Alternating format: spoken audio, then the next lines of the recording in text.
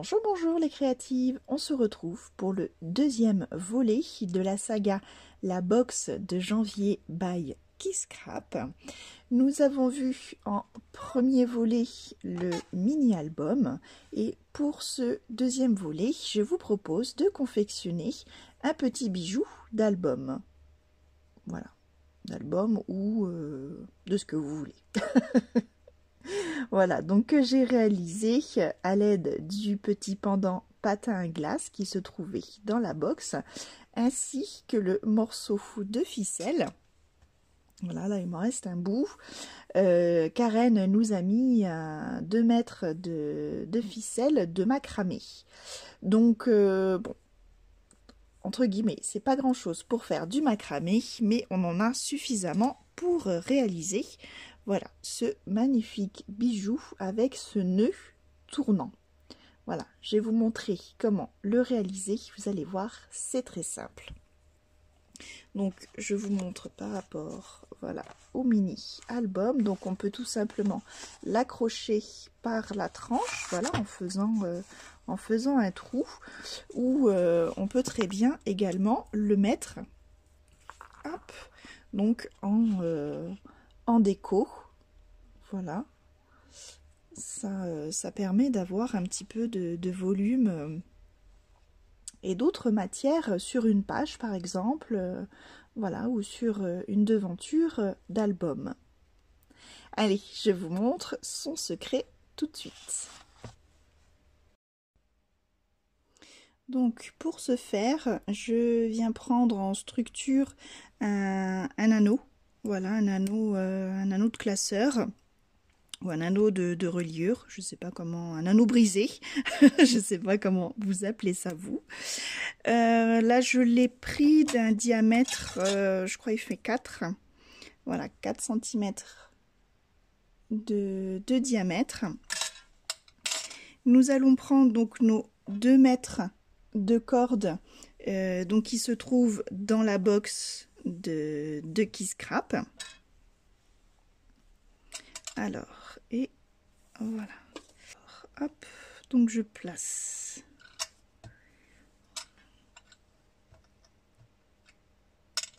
Voilà, ici comme ça, on va laisser juste un petit fil pendant. Donc ici, je le place dessus, enfin en dessous, je veux dire. Je le place en dessous, je fais une boucle là, en dessous, au-dessus de mon anneau. Le fil du dessus, ici, je vais venir le passer par-dessous mon anneau en le faisant ressortir entre ici, entre mes deux fils, donc dans la boucle que j'ai créée. Et je viens tirer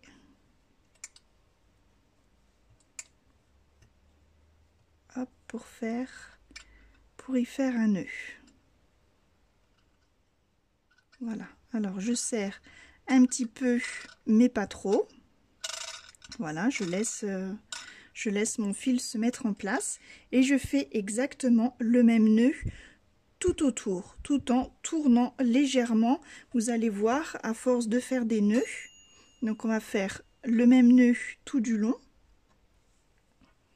Donc je repose mon fil dessus, je prends ici mon bout que je passe en dessous et je fais ressortir par ici.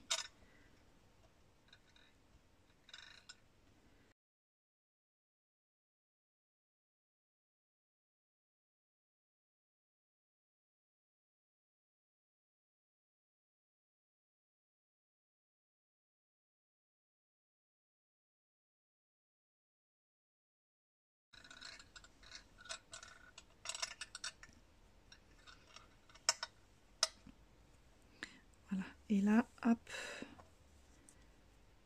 je vais passer, voilà, mon fil de l'autre côté. Voilà, ça va venir tourner en fait naturellement, mais on fait exactement pareil. Voilà, sauf que du coup, les fils sont inversés. Donc j'espère que vous me suivez. Hop, mais c'est toujours la même technique.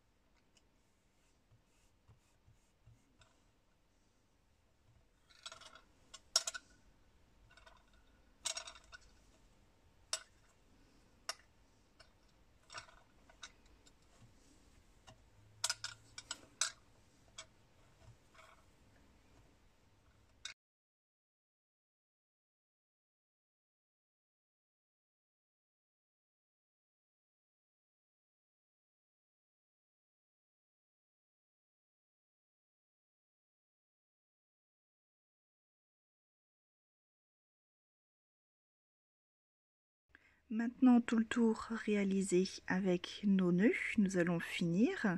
Donc je passe un des fils restants donc par l'intérieur pour avoir voilà les deux fils du même côté et finir par un nœud.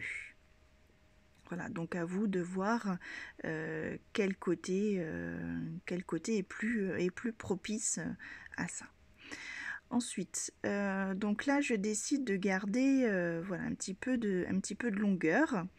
Donc je vais bien les mettre à plat et couper la longueur souhaitée.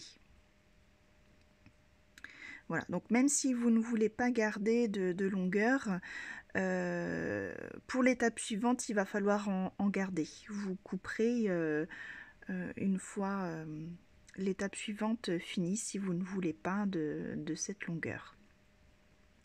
Ensuite, là, le plus dur est à venir. Il va falloir se munir d'une aiguille à laine. Voilà, donc une aiguille avec un gros chat, parce qu'il va falloir passer notre fil de macramé par ce gros chat. Et là donc la partie la plus difficile pour moi. Alors donc technique, c'est pour ça qu'il est bien de couper le fil juste avant, comme ça on les a bien tous à la même hauteur. On peut également aussi mouiller légèrement le fil. Voilà, ça permet vraiment, enfin ça facilite, on va dire, le passage. Une fois cet exercice réalisé, il va falloir passer notre fil en dessous de la maille opposée.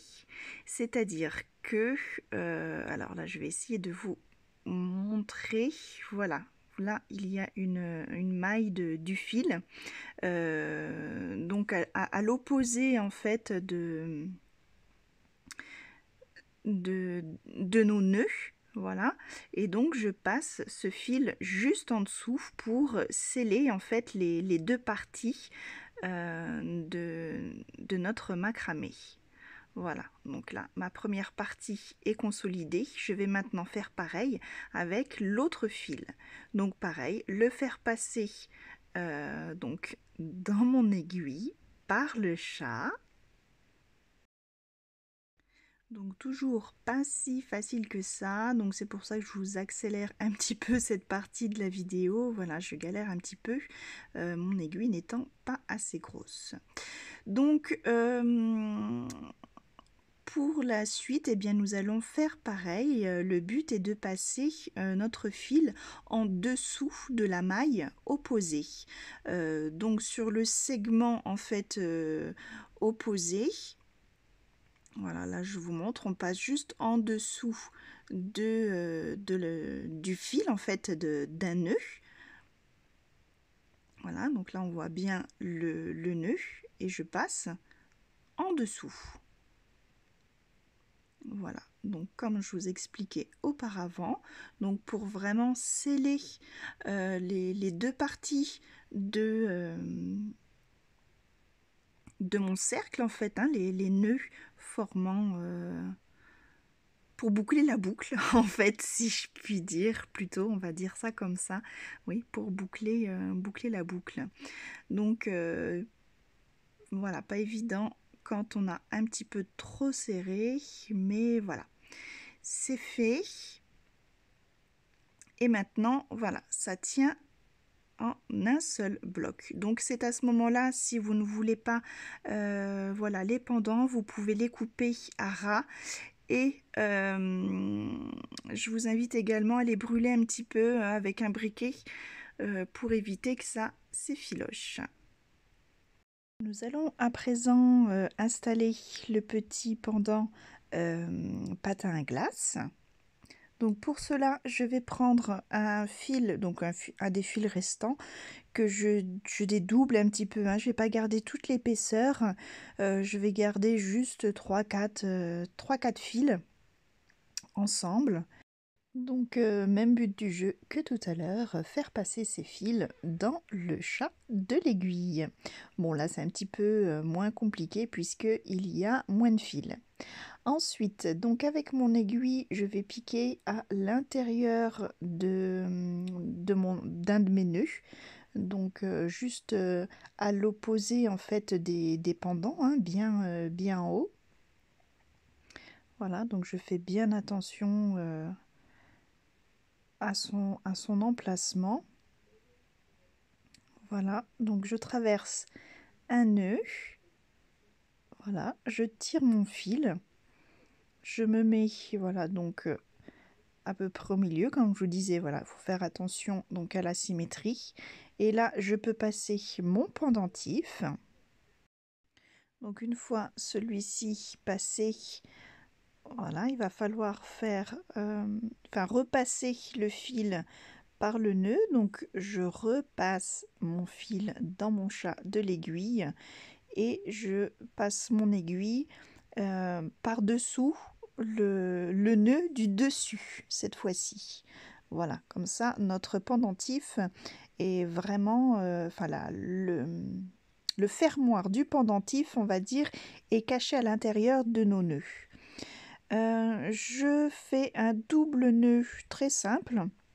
Voilà, pour fixer le tout, donc je serre pas trop, je fais attention de laisser un petit peu de lest pour ce pendentif et je ferme, voilà, avec un autre nœud pour former une boucle d'attache.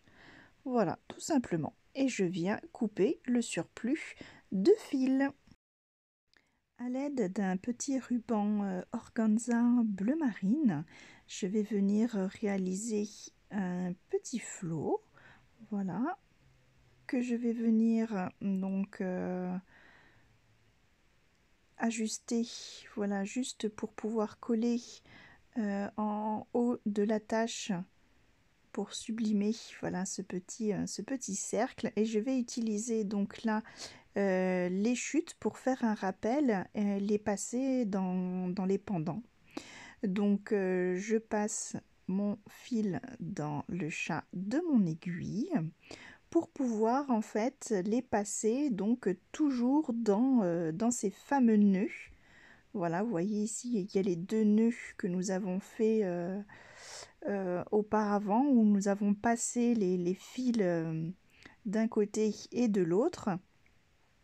Donc là, je traverse ces deux... comment vous expliquer? Je traverse avec mon ruban de ces deux nœuds, en fait. Voilà. Donc, je place mon ruban et je le fixe tout simplement avec un nœud simple que je vais faire en double. Voilà, puisque l'organza est assez fin, donc je peux me permettre ce genre de nœud pour le fixer. Ça ne rajoutera pas de couches. Voilà, donc ça me permet, voilà, d'avoir un petit rappel de bleu. Et ce bleu se marie vraiment parfaitement bien avec cette couleur un peu lit de vin. Là, je viens brosser, ça peut paraître drôle, mais je viens donc brosser mon fil pour enlever, donc pour déstructurer en fait tout simplement ma ficelle et détacher ces fils un à un. Donc voilà, n'hésitez pas à passer plusieurs coups de peigne pour vraiment brosser doucement cette ficelle. Voilà, donc là je vais continuer hors caméra, je vais coller donc mon petit flot, continuer à brosser mon pendant et à repasser un autre ruban à l'intérieur. Et voici enfin le résultat final. Personnellement, j'adore. Et vous, qu'en pensez-vous? Pas mal, non, pour un petit bout de ficelle? Je vous remercie d'avoir suivi cette vidéo. J'espère qu'elle vous a plu et surtout qu'elle vous a inspiré pour de prochaines créations. Voilà. Eh bien écoutez, si ce n'est pas déjà fait, je vous encourage à vous abonner à ma chaîne pour ne pas louper les tutos à venir. Et sur ce, je vous dis bon scrap et à bientôt. Bye bye les créatives!